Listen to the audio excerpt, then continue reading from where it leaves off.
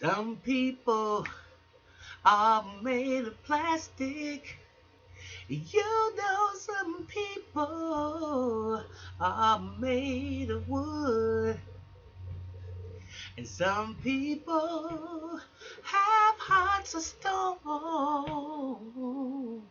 And some people are up to no good.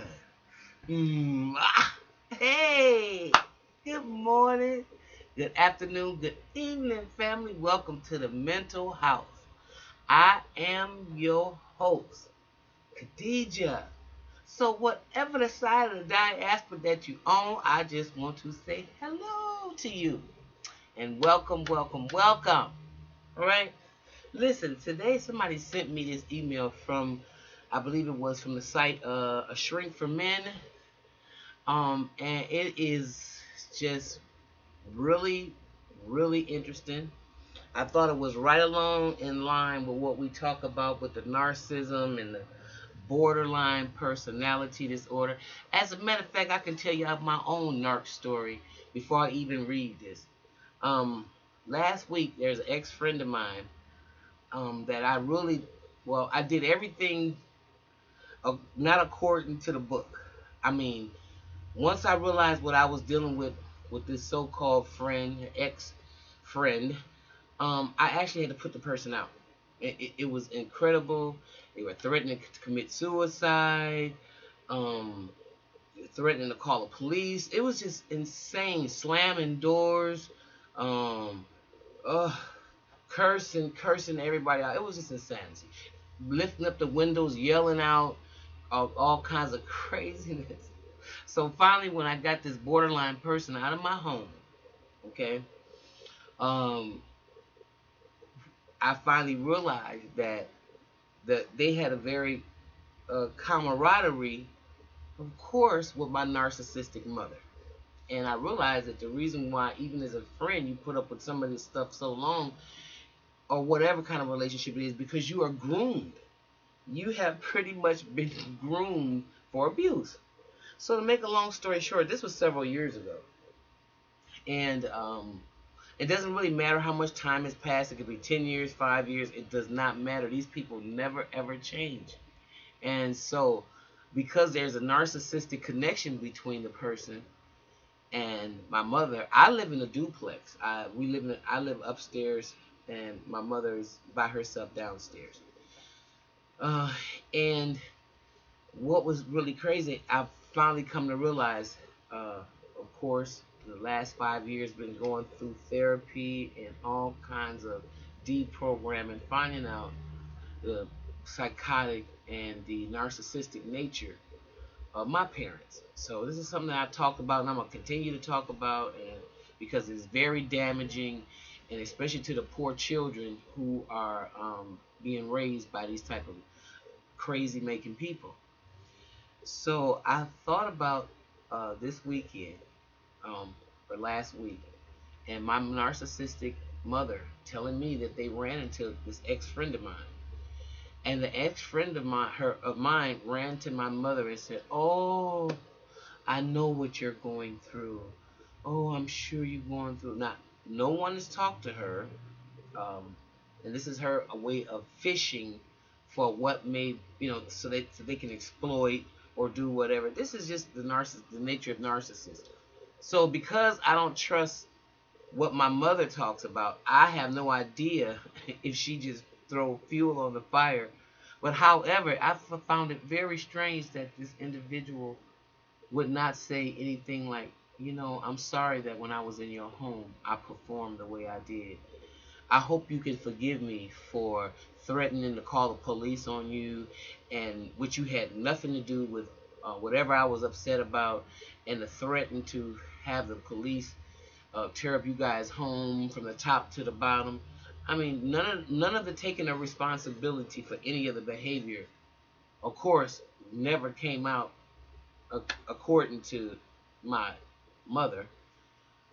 But the conversation was, oh, victim, kind of victim blaming. Like, in other words, trying to figure out if there was some kind of way she could find out what the loophole was in my mother's relationship with me or anybody else for that matter.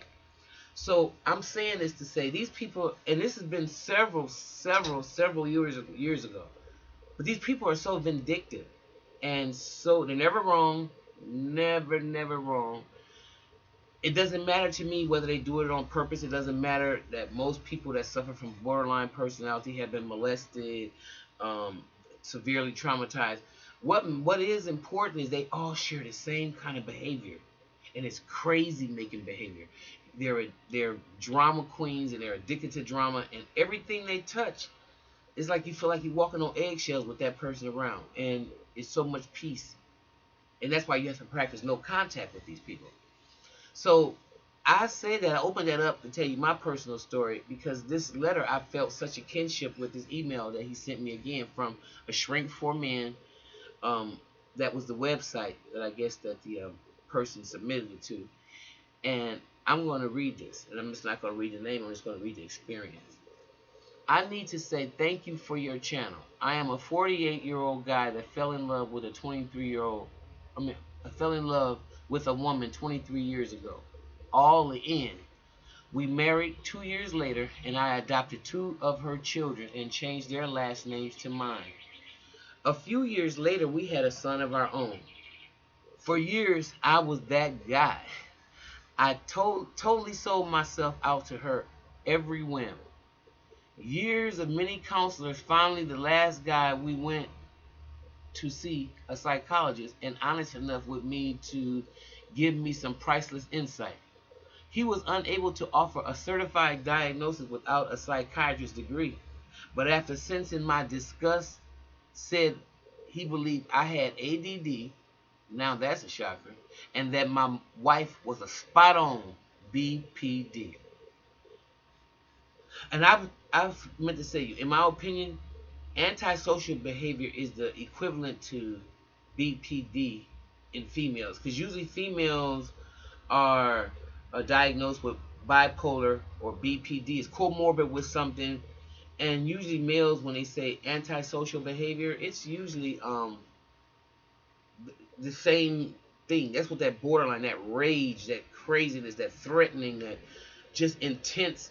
Uh, and well, anybody that ever been on the other end of it, you already know whether it's a parent that just beats the hell out of you, hits you anywhere with a stick or whatever, just whipping the hell out. That type of emotionally void type of behavior. Anyway, he said my wife was a spot on BPD. He suggested a few books, then recommended a hasty exit, which is what I did. This was the first time I had ever heard of it. Same here. Years and years of counselors spewing unusable garbage. After reading and digging, I wound up here. I always thought I was everything she claimed. Bipolar, lazy, worthless. A worthless excuse for a father ever. She had become so manipulative and convincing that all three of my children have disowned me. Parental alienation. Funny, the only people that have ever spoken that negatively about me have had some personal connection or contact with her. I never could have seen this coming. I tried everything to get her approval. I was served divorce papers last week. She is using my rope to try to hang me. Her determination to destroy me is astounding. Never witnessed such hate-filled anger in my life. That's the rage, the borderline rage. There's nothing like it. It's a visit from Satan himself. And you can actually see the face distorting when the person is angry with you. You can actually see the evil incarnate. It's incredible. It amazes me that people are so willing to accept her side of the story as gospel. Yet she is hanging on to threads and accusations of anything and everything. I know it will be a long road, but this just might be one of the best things that ever happened to me. Your open honesty about this type of personality is nearly extinct. Watching your videos and is like hearing my life story. Setting healthy boundaries at all costs now. Thank you all for your work. Now, That is really um, a description of a borderline relationship to a T. The draining of your life force. It's like a human vampire. It's like a person that can actually um, manipulate themselves to perform like a chameleon. And they say they have no empathy. They have empathy, but they don't. It's a cold empathy. What it is a person watching how you operate, watching your likes, your dislikes, studying you. And everything that you like, they begin to mimic. I don't know how many of you have seen that movie, Single White Female. They begin to mimic your behavior to a degree where, wow, you may, without the dramatics, you might begin to think, wow, this is the best thing ever happened to me. Someone gets me. I mean, they can almost even answer my sentences for me. They're willing to help me. And it's all a game. Because once they figure out what you need and what you like and what turns you on, and once they know they have you to a state where you begin to care about them, or you begin to put a little trust and do, usually when you marry somebody like that or get into a long-term relationship or buy a house with a person like that, then all of a sudden they flip. A lot of people think men or women are playing when they say, I just can't believe, I know I had some signs, but I mean, as soon as we got married, it's just that they just flipped overnight. A lot of people say that. Well, in all reality, you did have the red flags. You just ignored them. Same thing with this guy here. Once you disobedient to your own spirit and it's talking to you, whether it's telling you to stay away from this person, and you, for whatever reason, feel like you're going to fix them, which was always in my case, um, help them be better, you're going to usually come out on the short end of the stick. So I thought this was a very good letter, and I had to share it with the family today. So y'all tell me what y'all think about this guy, and give me some feedback, please. All right. If you like what you hear, y'all know what to do. Like and subscribe. And welcome once again, everybody new to the Mental House. All the new subscribers, I want to thank y'all for being out there. And all the old subscribers that hang in with me. We go at it, I know, but I appreciate y'all being out there. I thank you so much. So listen, if you like what you hear, remember, like and subscribe and tell somebody about us. And let's keep this thing going, okay? All right, I'll see you next time in the Mental House. Bye-bye.